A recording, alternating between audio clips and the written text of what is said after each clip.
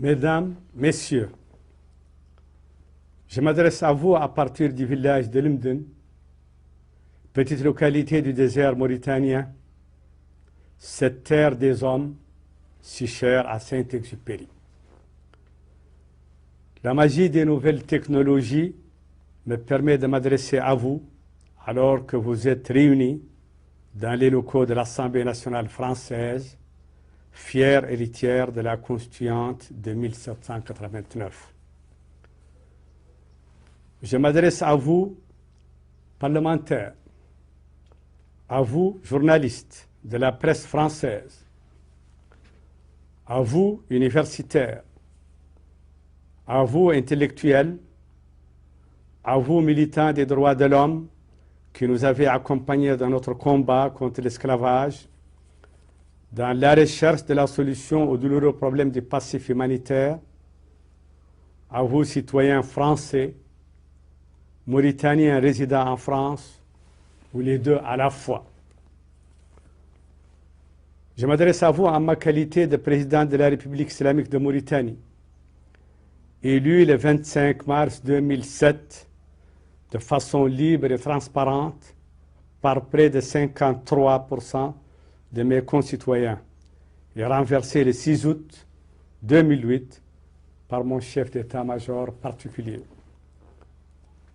En effet, il y a 10 mois, le général Mohamed Ould Abdelaziz usurpa un pouvoir que les Mauritaniens m'avaient librement confié 15 mois auparavant.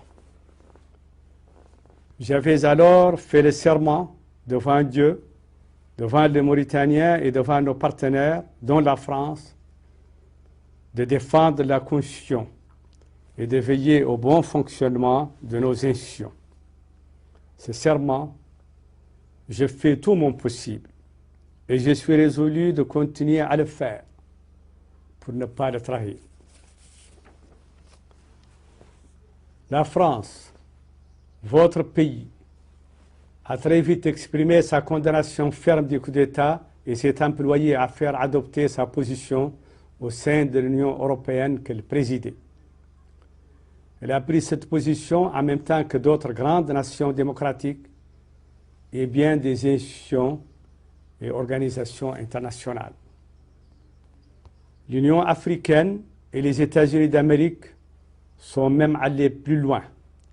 Ils ont inscrit les membres de la junte, le gouvernement de celle-ci et ses soutiens politiques et financiers sur une liste noire. Les sanctions individuelles visant les auteurs de coups d'État sont très efficaces et épargnent les populations des affres de l'embargo.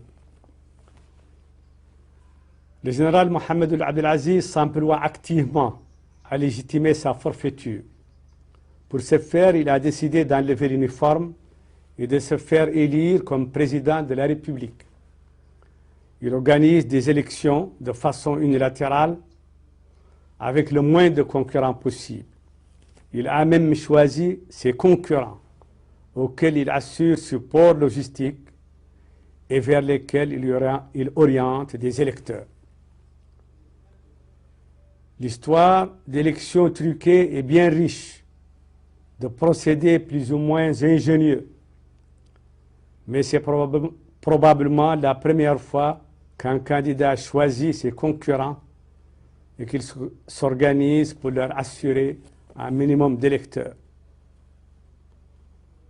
L'agenda de cette élection prévoit qu'elle aura lieu à la fin de cette semaine, le samedi 6 juin. Bien qu'éloigné de la Mauritanie et ayant d'autres préoccupations, vous avez certainement reçu les échos des manifestations, sit-in, marches blanches et nuits blanches que les Mauritaniens, et de façon remarquable les Mauritaniennes, ont organisées et continuent à organiser contre le coup d'État et contre l'agenda unilatéral de la junte.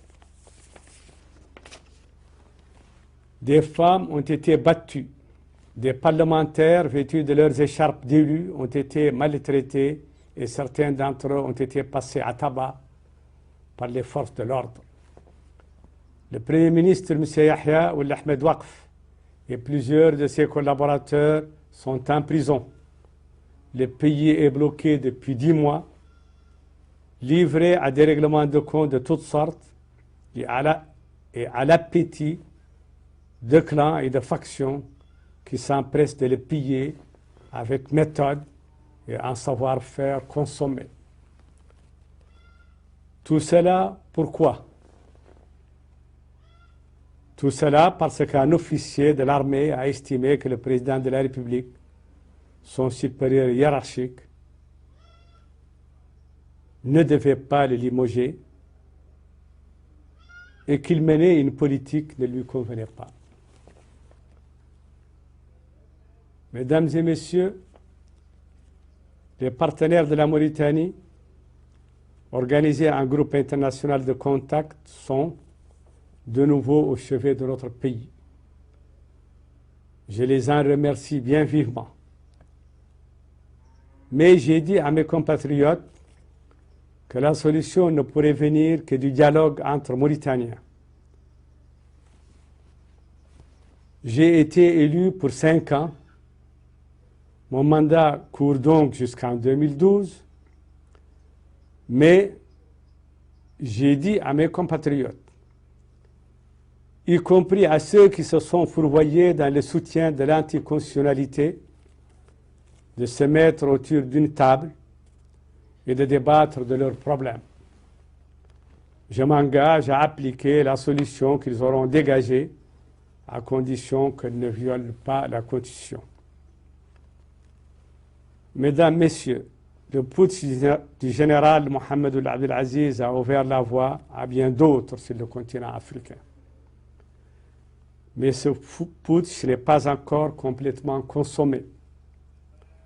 Sa mise en échec en découragerait bien d'autres. C'est une dictature naissante, encore fragile. Aidez-nous à y mettre fin. Ne laissez pas la chape militaire retomber sur les Mauritaniens.